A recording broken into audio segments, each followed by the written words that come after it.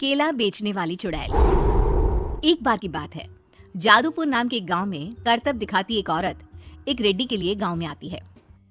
आइए आइए मेहरबान कदरदान, खाइए रोहना के ताजे ताजे केले, कभी खाए नहीं होंगे ऐसे केले, पीले पीले केले खाइए। ये कहकर रोहना हाथों में 4 केले लिए उन्हें सर्कल में जोर जोर से हवा में उछालती हुई करतब दिखाती है, जिसे देखकर आसपास के सारे बच्चे अपने अपने मम्मी पापा से उस औरत के पास जाने की जिद करने लग जाते हैं। पापा, ऐसा तो सर्कस में बॉल से होता है ना, ये आंटी तो केले से कर रही है, चलिए ना पापा देखते हैं। रोहना एक पतली सी तार पर चलती हुई केलों से करतब दिखाती है। आते जाते सभी लोग बाहर रुककर उसके करतब देखते हैं और वाह वाही करते नहीं थकते।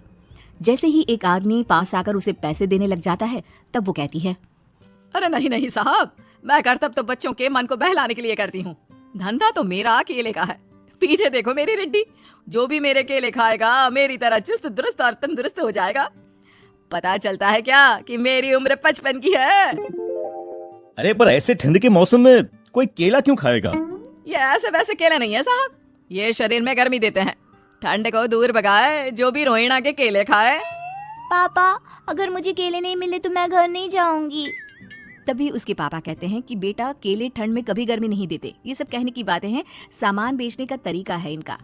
पर पिंकी नहीं मानती। मैं केले खाऊंगी। पिंकी की जिद के आगे नत्थू हार जाता है और उसे केले खरीद कर दे देता है।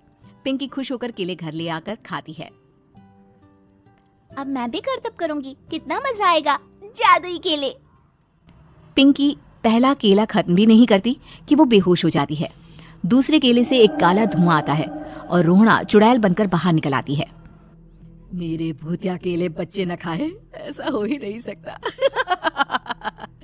जादूपुर वालों, कब तक बचोगे?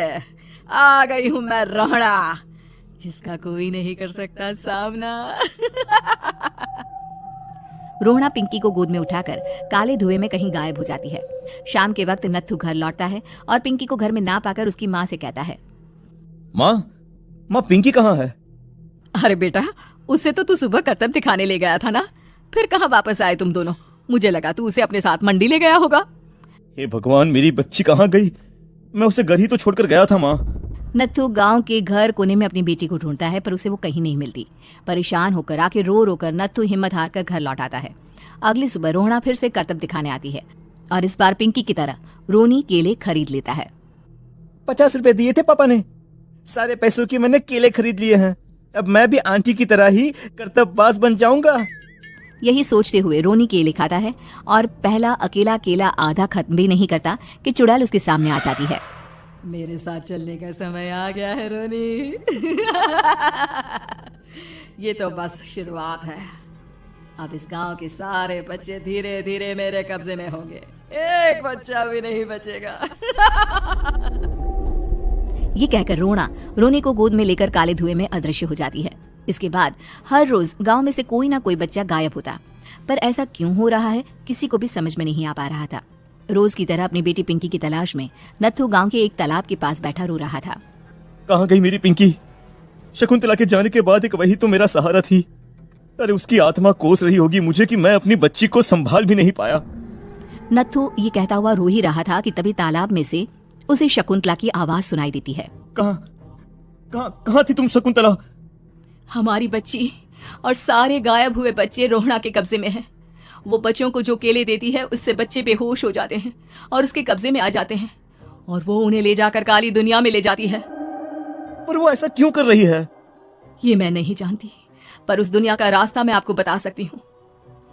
जहाँ ये नदी खत्म होती है वहाँ एक केले का पेड़ है, उसके नीचे एक दरवाजा है, वहीं से रास्ता जाता है उस दुनिया का। ये कहकर शकुंतला की आत्मा गायब हो जाती है। गांव के सभी लोग झुंड बनाकर उसी रास्ते से काली दुनिया में चले जाते हैं और वहां देखते हैं कि सारे बच्चे वहां काम कर रहे थे। पापा, मुझे ले चलो यहाँ से। पापा, पापा। सभी बच्चे अपने मम्मी पापा से लिपट जाते हैं। तो तुम लोग यहाँ तक आ गए?